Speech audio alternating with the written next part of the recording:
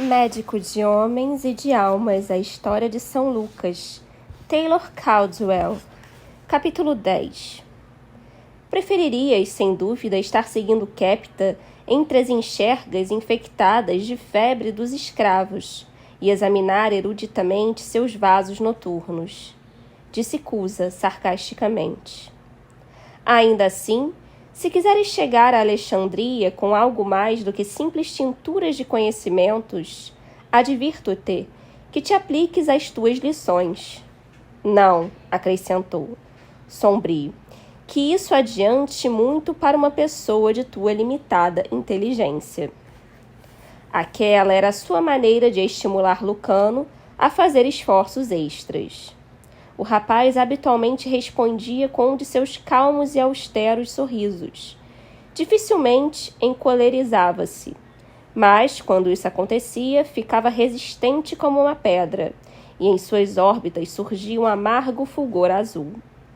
Naquele dia, Lucano sentou-se em silêncio, a mão ociosa sobre o estilo, os livros enrolados, a cabeça baixa.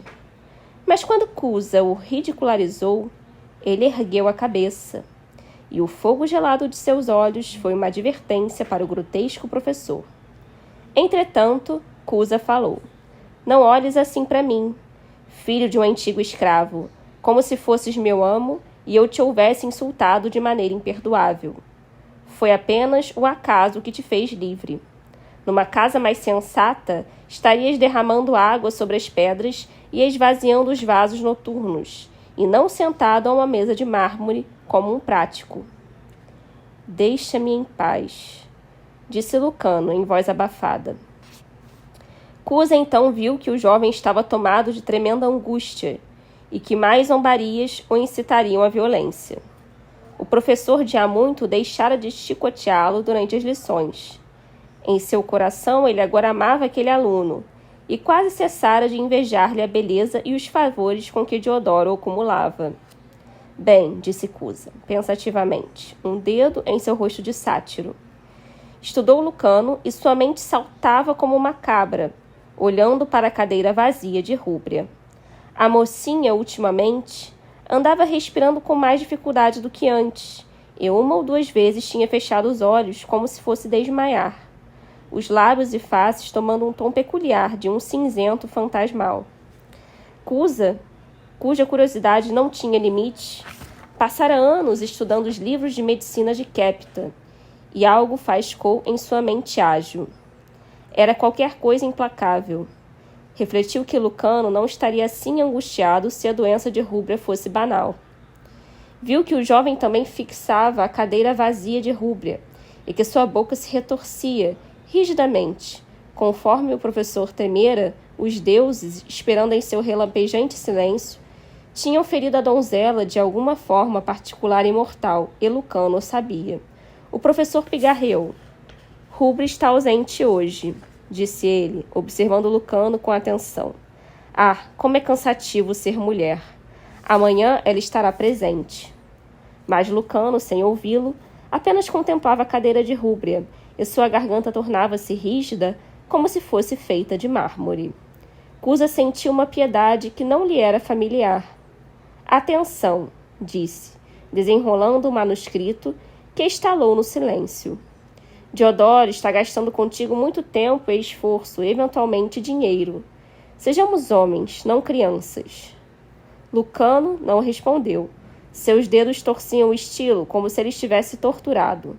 Cusa meditou e então disse: Consideremos Anascrúcio, filósofo cita, do 6º século a.C., que viveu em Atenas. Por um momento de passagem, observa sua filosofia.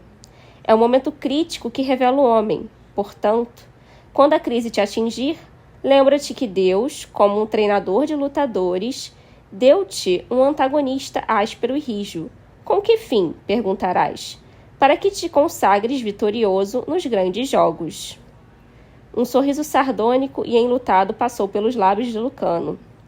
Ele levantou os olhos para o professor e disse: Tu sempre declaraste, Cusa, que Deus era uma alegoria, uma invenção poética. Cusa sacudiu a cabeça em reprovação. E é. Mas ultimamente tenho notado que ele é algo mais, o elemento vital do universo, como disse Aristóteles. Depressa estarás sacrificando em algum templo, disse Lucano com frio desdém. Cusa encolheu os ombros. Foi declarado que os sacrifícios não são prejudiciais. Se os deuses existem, os sacrifícios lhes agradam, e isso é excelente. Se não existem, teus vizinhos falarão sobre a tua piedade, e isso é ainda mais excelente. Estava magoada ao perceber que sua tentativa para aliviar a atitude sombria de Lucano não dera resultado. Atenção! Anaxágoras, filósofo grego que morreu no ano 428 a.C., declarou que o homem tornou-se inteligente porque aprendeu a usar as mãos. Faltou observação. Os macacos usam suas mãos, e sua inteligência não é notável. Os coelhos dos campos levantam as cenouras nas patas da frente e devoram-nas como os homens as devoram, mas os coelhos são apenas um pouco menos inteligentes do que alguns estudantes que eu poderia nomear. Aristóteles garantia que os homens aprenderam a manipular as mãos porque se haviam tornado inteligentes. Garantia também que o cérebro é apenas um órgão para refrescar o sangue. Os filósofos orientais declaram que o cérebro é a sede da alma, do ego, da mente e não o coração. Aristóteles tem seu momento de estupidez e prefiro os filósofos orientais nesse assunto. Afinal, este não é o ponto em discussão. Qual dos filósofos parece mais válido no caso? Anaxágoras ou Aristóteles? E por quê? O estilo de Lucano moveu-se lentamente e depois com maior velocidade, conforme a mente erguia o problema em suas mãos invisíveis e fazia-o girar, estudando e pensando. O rapaz escrevia clara e concisamente. Cusa admirava-o de maneira furtiva. Algum horrendo conhecimento chegara a Lucano e, apesar disso, ele poderia deixar que uma ideia reunisse seus pensamentos. Somente um camponês ficaria dominado pelas suas emoções. Entretanto, e nisso Cusa refletia melancolicamente, o camponês goza considerável paz de espírito, paz desconhecida do homem de cultura. O preço da inteligência seria sempre a dor? Cusa bocejou de repente, e Lucano, ainda muito pálido e rígido, aplicou-se às suas lições. O dia se fizera muito quente, muito silencioso, sem ar. O sol brilhava demasiadamente. Os pássaros estavam imóveis. De repente, apesar do sol, um som trovejante e cavernoso se fez ouvir, sacudindo a casa e, momentaneamente, agitando as árvores para além da porta aberta. O silêncio foi seguido por uma espécie de augúrio nefasto. Cusa foi até a porta e olhou para o jardim. A grama, as flores, as próprias fontes pareciam apanhadas e aprisionadas em luz absoluta, ao mesmo tempo terrífica e estranha. Cada cor se intensificara e tomara vagamente uma qualidade de terror. Cusa percebeu que arquejava. Era como se tivesse levantado a tampa de uma caldeira. Olhou para o céu. Ali a luz mostrava-se curiosamente cúprea, obscurecendo o azul. Ah, pensou Cusa, vamos ter mau tempo. Conhecia aquelas rápidas tempestades semitropicais, violentas e destrutivas. Passavam rapidamente, porém jamais, entretanto, vira luz tão semelhante ao latão. Num momento, a terra tornou-se de cor citrina. Mesmo as palmeiras banhavam-se em claridade ocre, e as folhas das árvores caducas amarelaram. As folhas da relva eram cor de topázio. Os lírios brancos fizeram-se morenos. Uma inquietação e um pressentimento feriram o ar, e o calor cresceu insuportavelmente, enquanto o sol parecia aumentar de tamanho, tornar-se o escudo de ouro do próprio Zeus, voltado para o mundo e exibindo sua intensa cor de açafrão. Não gosto disso, pensou Cusa. Como que respondendo, numa zombaria dos deuses, os céus explodiram em chama ambarina. A fúria atirou-se às árvores, às palmeiras, às próprias folhas de relva, e elas torceram-se incontrolavelmente. Livros voaram de sobre a mesa de mármore da sala de aula. Houve um grito estridente e insuportável no ar, como que de milhões de papagaios que tivessem enlouquecido. As cores todas desapareceram do jardim, perdidas numa fulguração ictérica. O mundo todo ficou amarelado, pensou o assustado Cusa. Lutou com a porta, pois o vendaval se tinha transformado em golpes selvagens contra seu corpo. Chamou Lucano para ajudá-lo, e sua voz foi carregada pelo vento. Mas o jovem grego estava ao seu lado. Foi preciso que reunissem suas forças para fechar a porta. E depois ficaram ali, arquejantes, olhando um para o outro. Não houve oportunidade para falar. O trovão, contínuo e ensurdecedor, envolveu-os, acompanhado de terríveis e contínuos coriscos cor de limão. O piso ressoava seguidamente sob seus pés. Ambos mantinham a boca aberta, lutando para respirar, pois o calor era como a ardência de muitas fornalhas. Uma ou duas vezes ouviram um som selvagem, como de águas em tormenta. Depois veio a chuva, não constantemente, mas em lençóis enviesados de água pura e esmagadora, da cor dos crocos amarelos. Cusa e Lucano foram para a mesa de mármore, que tremia sob suas palmas suadas.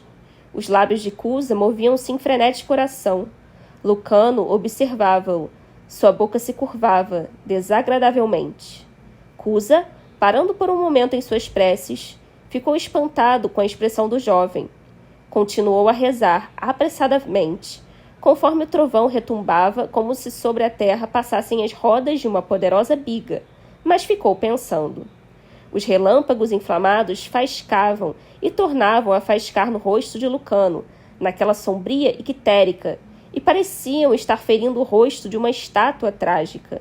Uma e mais vezes a terra estremeceu. O vendaval batia de encontro à porta de bronze com punhos de ferro.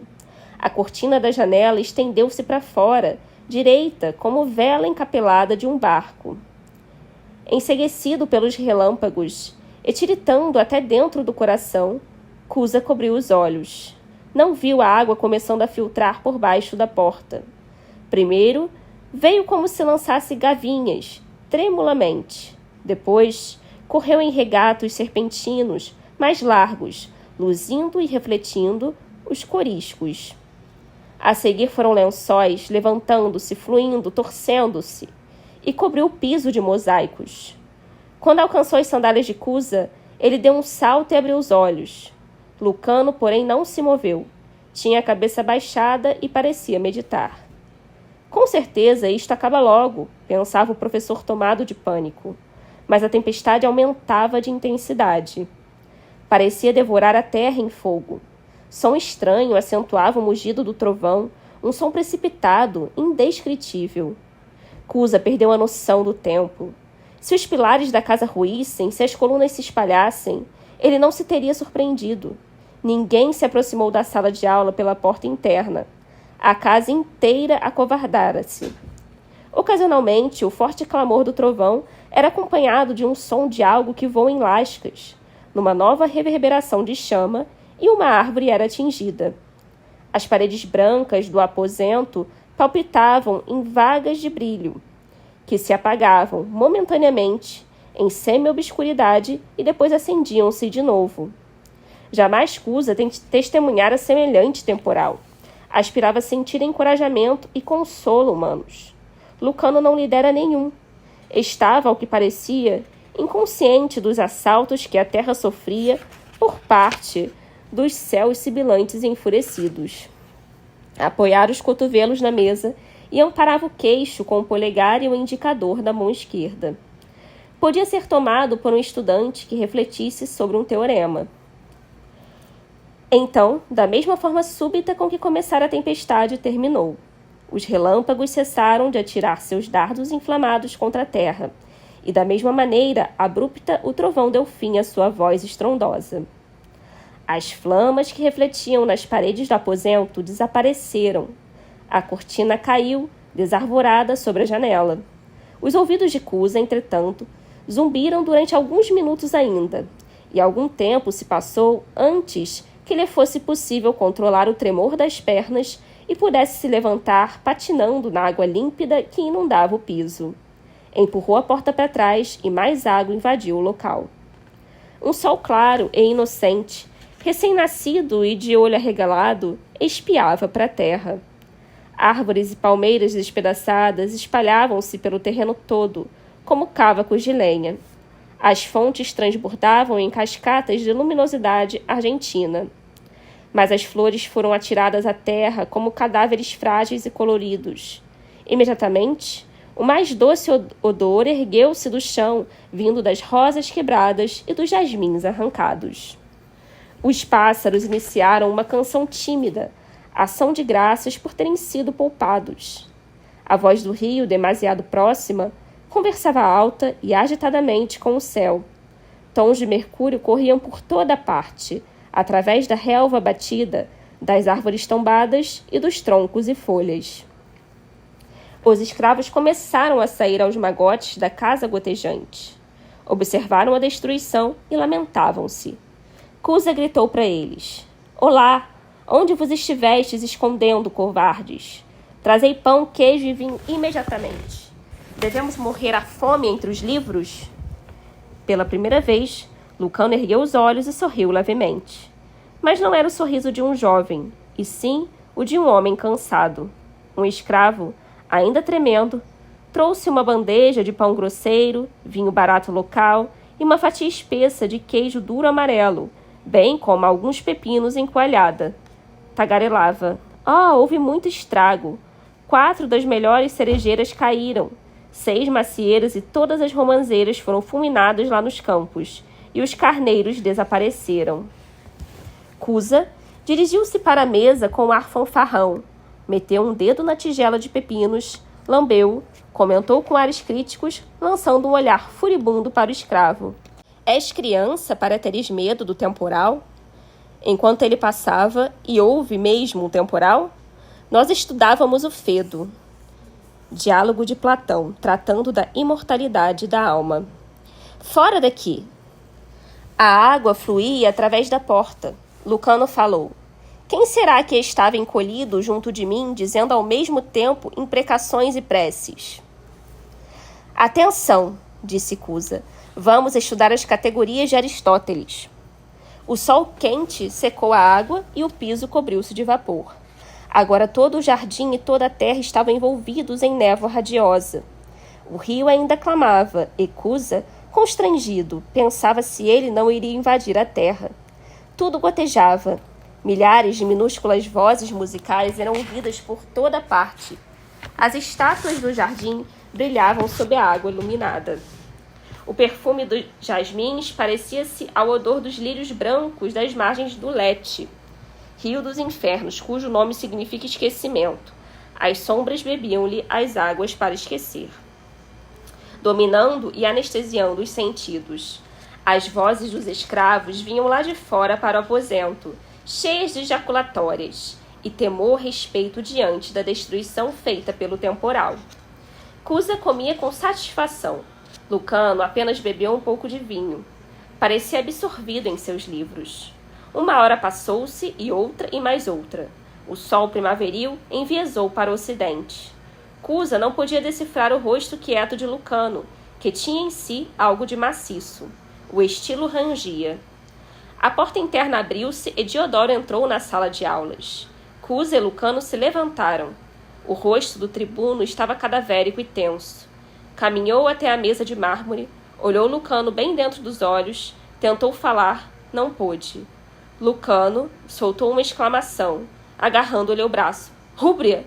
Rúbria! Vem comigo, disse o tribuno, e, estendendo o braço, passou-o pelos ombros do jovem, como faria um pai. Íris estava augusta em sua dor. Aurélia chorava ao lado dela, mas Íris não chorava. Lucano não pôde aproximar-se da mãe, pois havia nela uma majestade que repelia gestos de consolo. Estava de pé, no centro do vestíbulo de sua casa, vestida de silêncio, o rosto cego e fechado, as mãos apertadas uma contra a outra diante do corpo. Parecia ouvir apenas Diodoro, que lhe falava na morte do seu marido Enéas. Enquanto os outros fugiam como frangos, ele ficou com seus livros de escrituração no pequeno abrigo da margem do rio, dizia Diodoro em voz baixa. Há ocasiões em que a coragem é uma loucura, mas quem pode questionar a lealdade e a coragem? Ele não poderia levar consigo todos os livros, portanto ficou. Mas o rio subiu sobre a terra, sobre as docas, sobre o abrigo, e levou Enéas consigo ao retrair-se. Estava cheio de espanto e reverência por ter aquele liberto tentado preservar seus registros até morrer. Não sabia que para Enéas os registros em si mesmos, as coisas que escrevia com sua mão, eram mais valiosos em momentos de desastre do que sua própria vida. Tinham simbolizado para ele a razão de sua existência. Neles estava registrada a evidência de que o homem que os fazia tivera importância, e sua correção era uma negativa quanto à antiga escravidão que sofrera. Triunfantemente, afinal, vira Diodoro sair em busca de terreno mais alto, sem ter podido arrancá-lo de suas tabuinhas, de sua mesa, de seu estilo. Somente Lucano, com percepção interior, compreendeu e ficou abalado. Durante os últimos anos, ele e o pai se vinham separando, e a estatura de Enéas minguara diante dos olhos jovens do filho. Ele não ouvira com demasiado senso de dever quando Enéas, pelas noitadas, expunha os filósofos gregos, pomposamente. Lucano sabia mais acerca deles e, com mais verdade, com maior profundidade. Frequentemente irritava-se ao observar a superficialidade do pai. Só a presença de Íris impedia Lucano de usar expressões de impaciência. Às vezes achava seu pai insuportável. Ele encolerizava Lucano com seus comentários zombeteiros sobre a falta de cultura de Diodoro. Sugerira que o interesse do tribuno em relação a Lucano era um reconhecimento de sua inferioridade como romano perambulante. É o tributo que a grosseria só muito infrequentemente paga ao refinamento, dizia ele. Lucano abria a boca no impulso, mas percebia os olhos ternos e cheios de advertência da mãe, e recolhia-se furioso. Para Lucano, a morte do pai era uma tragédia que ia além da simples morte. Não podia chorar. Apenas conseguia ficar ali, sentado, contemplando a mãe. Desejava cair aos pés dela, prostrado, implorando-lhe o seu perdão. Eu apenas tenho vivido na casa de Diodoro, pensava Lucano. Tenho vivido apenas para Rúbria, para Quépta, para os meus livros. Um homem deseja parecer um deus aos olhos do filho. Eu deixei que meu pai percebesse que era um pigmeu. Vi que ele se encolhia sob meu olhar. Oh, não pude deixá-lo crer que era importante, embora tentasse falar-lhe respeitosamente e com falso tom de submissão. A tal degradação cheguei. Quando o rio devolver seu corpo, faremos para ele o funeral de um herói, dizia Diodoro, olhando para a bela Íris, que nele fixava os olhos, que eram uma cegueira azul. Eu próprio acenderei a pira. Haverá flâmulas e trombetas, e a presença de soldados com as insígnias reais, incenso, rufar de tambores e um vestiário de púrpura e branco misturados. Aurélia, chorando, pensava no que seria para ela se Diodoro tivesse sido estúpido bastante para tentar salvar aqueles tolos livros e registros. Começarei os sacrifícios amanhã, no templo de Hércules, o deus de todos os heróis, disse Diodoro. Se Aurélia e Lucano não estivessem presentes, bem como Quépta, ele teria se ajoelhado e beijado a barra das vestes de Íris. Desejava prestar-lhe honras em nome de seu marido morto. Detestava Enéas, mas esse sentimento fora devorado pela admiração e pelo seu amor em relação a Íris. A face imóvel e maravilhosa da moça tocava-lhe o coração. Queria gritar-lhes: Íris, minha companheira de brinquedos, minha bem-amada, minha vida é tua quando a quiseres pedir. Quépta desaparecera atrás da cortina que levava à cozinha, e agora voltava com uma poção numa taça. Curvando-se como diante de uma deusa, colocou a taça nas mãos de Íris. Ela bebeu, mas ainda olhava para Diodoro com aqueles olhos afogados e sem visão. Mandarei esculpir uma estátua para ele, dizia Diodoro, sem saber o que fazer. Ela terá um nicho de honra próximo ao altar de Hércules.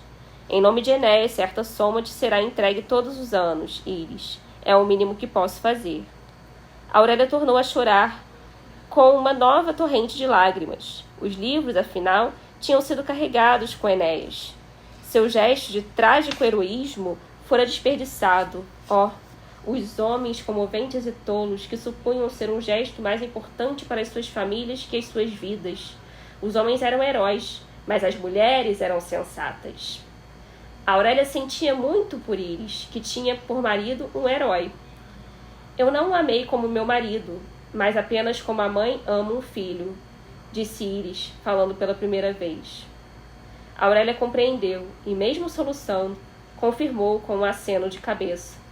Não a surpreendia aquela honestidade. Ele era para mim um filho, digno da minha ternura, da minha proteção, continuou Íris em voz fraca e sonhadora. Ele era trágico. Sim, sim, disse Diodoro, sem nada compreender.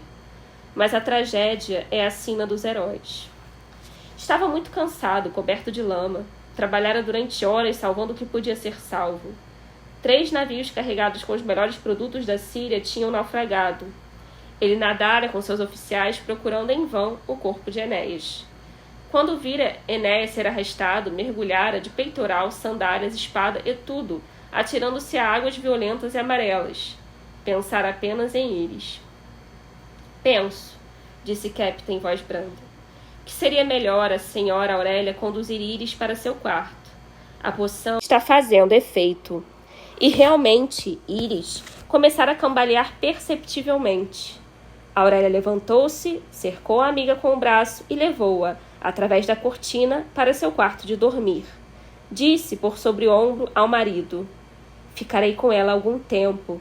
Quando voltares, Diodoro, manda minha escrava especial, Maria, para ficar aqui e tomar conta de Íris durante a noite. Os 3 homens ficaram sozinhos. Diodoro olhou para Lucano, que em sua dor se havia sentado na presença do tribuno. Pôs a mão no ombro do jovem. Que a nobreza e a noção de dever de teu pai sejam uma imorredoura lição para ti. Falou em tom comedido. Capita cruzou as mãos sobre sua roupa e baixou os olhos. Não fui um bom filho, disse Lucano. Diodoro bateu-lhe no ombro afetuosamente. Nós nos censuramos quando os que amamos nos são levados, disse ele. Mas se meditarmos, conseguiremos ver como podem eles inspirar nossas vidas e fazer nossos anos mais significativos pelas suas lições. Peço-te perdão, Senhor, mas não compreendeste, disse Lucano, esmagado pelo seu desgosto. Eu nunca compreendo, é o que toda a gente me diz, falou Diodoro, um tanto irritado. Sua exaustão o enfraquecia-o. Tornou a dar pancadinhas nos ombros de Lucano. Fica com tua mãe, conforta. Exalta-lhe o espírito, pois ela tem um herói por marido. Lucano levantou-se e foi para o quarto da mãe. Ela estava deitada como uma estátua, tombada no leito, os olhos fechados. O rapaz ajoelhou-se ao lado de Íris, enquanto Aurélia arranjava os tapetes sobre os pés níveos dela. Beijou-lhe a mão abandonada. Íris abriu os olhos, viu, seus lábios moveram-se. Pela primeira vez, chorou. Lucano ergueu a cabeça dourada dela contra seu ombro e abraçou-a, num amplexo doloroso e mudo. Seu coração parecia uma pedra imensa. Desejava rezar pela alma de seu pai, que agora vagava em algum fantasmal campo elísio, chamando em voz apagada e solitária. Mas, mesmo agora, só podia pensar em Rúbria, na jovem, terna e adorável Rúbria, que depressa viajaria por aquele penoso caminho para as profundezas da morte, e estaria perdida para ele por toda a eternidade.